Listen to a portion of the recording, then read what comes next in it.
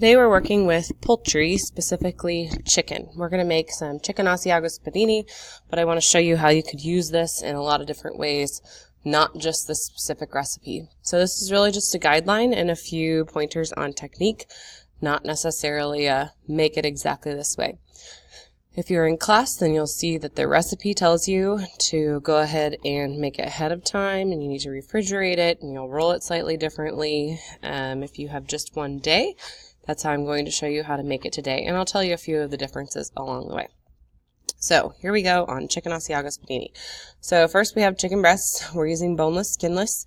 In class, we just went through the parts of the chicken, talking about how different cultures are going to use different parts or even different regions of our country. We see a whole lot of boneless, skinless chicken breasts here. It's going to be the most expensive part, but also not worth buying a whole chicken if you're only going to use the breasts. So hopefully in class we'll learn some different ways to use the other pieces. But this is a normal sized, I would say, boneless, skinless breast. And then this is what you see most of the time in the grocery store these days, are the giant chicken breasts. So I'm going to show you next, well, I guess in a minute, I'll show you what the tenderloin looks like. The tenderloin is attached right underneath here, right underneath here, right underneath here, and I'll show you what that looks like here later. So I'm going to set up my breading station, which in this case is not eggs and milk like it often is. This is just lemon juice, olive oil, and garlic, which you could change up the flavors depending on what you're making. And this is Italian breadcrumbs. You could use panko. Of course, you could use a gluten-free mixture. You could use crushed saltine crackers. You could use regular breadcrumbs. Of course, you can make your own breadcrumbs too. We just didn't have any stale bread, so I used the stuff from the can. Next, I'm going to have some oil heating up. Remember, our oil is going to start to ripple when it's warm, so I'm going to put it on about medium heat, and I'm going to see some ripples. It's olive oil, so if I see smoke, I need to turn the heat down. It's got a lower smoke point than our veg oil, and we want to make sure that we don't burn it. If it's too low of a temperature, remember, it will just get very soggy, and it's not going to cook all the way through. So we're just going to be searing it in this pan, and this is one way to do it. On the recipe that's in front of you, you'll see that the suggested method is to put it straight into a foil-lined pan, and then you'll refrigerate it, and then the next day you'll stick it under the broiler until the breadcrumbs are browned, and then you'll finish it off baking it, which is great if you're doing it in volume also, or if you want to make it the day before. You could also start with this even if you do the refrigerator method, so refrigerate it overnight, go ahead and sear it off here, and then stick it in the oven. It does go a little bit faster, but of course it's better for you if you don't use the oil, so your choice. This is that tenderloin I was talking about earlier, so I was getting those chicken breasts out. You can detach it pretty much with your fingers because it comes off so easily. This is that tenderloin right here. And then of course here's your breast. I'm just going to go ahead and butterfly it with the tenderloin attached because I don't have a different use for the tenderloin, but it does fall apart a little bit more if you leave the tenderloin attached. So if you were home or you had a breast that didn't have the tenderloin attached, you can absolutely butterfly it, and it'll also be a little bit easier. So to butterfly, I always put my hand just barely on top, and I'm going to hold my knife horizontally, but I'm going to be very careful with that.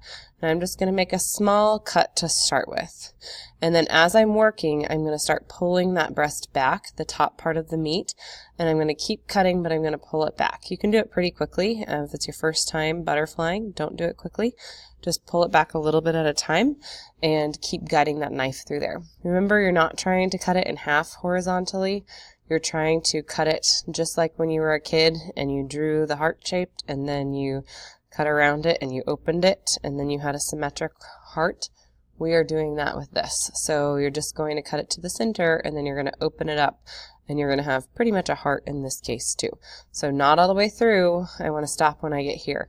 So that's where I'm saying that it's easier sometimes if you don't have that tenderloin attached, because then you're just cutting through this top part of the meat and you don't have that bottom little connector piece. So if you have that, it's going to come apart a little bit, and I'll show you it does on mine. Okay, so you can see the tenderloin there in the middle. Otherwise, I would have had just this piece and I would have cut it that way. But this works just fine too for our use. So I've got one butterflied so far. So I'm going to keep butterflying. I have all three of my breasts butterflied, and you can see the tenderloins down the middle. At this point, I'm going to put some plastic wrap on top, and then I'm going to use a rolling pin, and I'm going to roll these. Mine aren't going to be particularly thin, but you want to roll them at about an even thickness and a little bit thinner than you think, because remember you're going to fold these back over onto themselves, or if you're going to do the make-ahead method, they're great if you actually roll it kind of like a cinnamon roll. So I would not want to roll it, pound it and keep it thick, because you're still going to roll it over itself. So pretty thin. I kept mine a little bit thicker in this case, but you want them to be pretty thin. So I used my rolling pin. I pounded them out a little bit. This guy over here stayed a little too large, and you'll tell that later at the end. Oh, we're going to see that again. It's so important. So the next thing I did, and the dirty workstation is going to be fixed. The next thing that I did is dip it in that olive oil, garlic, and lemon juice mixture. And then I dipped it in the breadcrumbs, and then I just seasoned it with salt and pepper. So you'd want to do the same thing. You could do it, like I said, in panko or different seasoned breadcrumbs. You could do this in flour if you'd like. I just like there to be a little bit of texture. And I like that texture to be on the inside too. That is going to give you that texture on the inside since you're actually going to fold it up. It is a little bit, I guess you'd call it soggy in the center, which I like with the cheese. But if you don't think that you'd like that texture, then don't go ahead and dip them in breadcrumbs until after you've stuffed them and or rolled. Okay, so then I'm choosing a basil, so fresh basil leaves and Asiago cheese. It's shredded, and that's what's going to go on the inside of mine. You could use curry. You could use, if you like cream cheese and you like spice, you could do like a pureed chipotle pepper with cream cheese, and you could spread that on the inside. You could use some Laughing Cow cheese. You could use actually slices of cheese. I like there to be some cheese in the middle, if you can't tell, because I think that gives it that nice, it gives it a little bit more moisture in the center. But you could use whatever else that you want in the center. So whatever flavors you like can go in the middle. So that's what I'm saying. This is a guideline, not what you have to do. If you're going to roll it, I would spread it out just a little bit more. I'm just going to fold these guys in half, so I only have it on one side.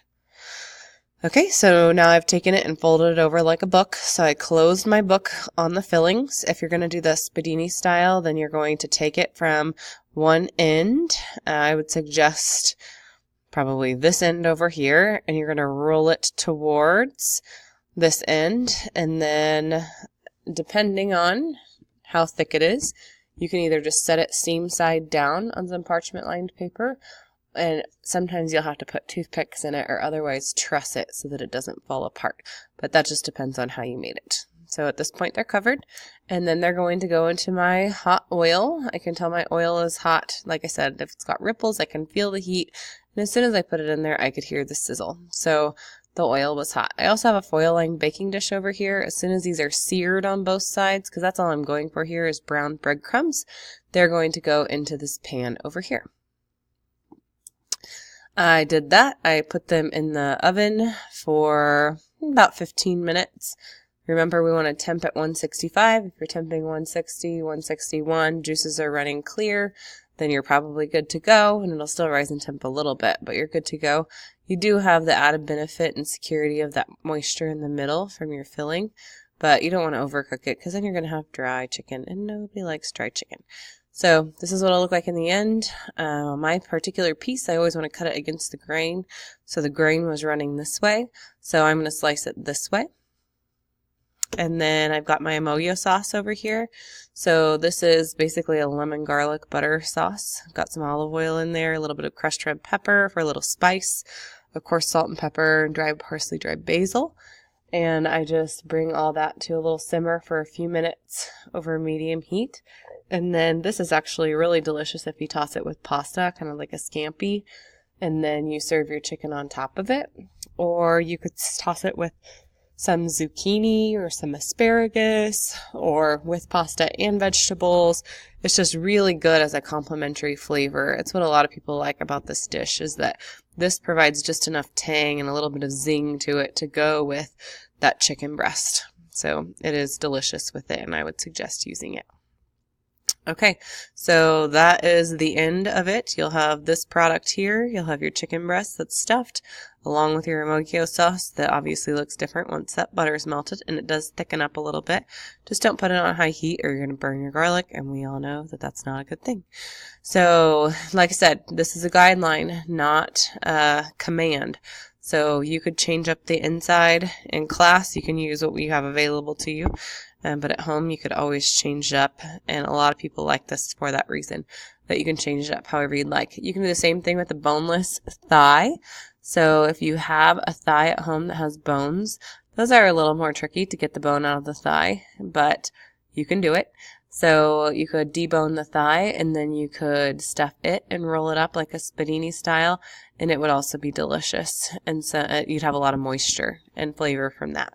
So that's the end, and I hope you enjoy this when you make it.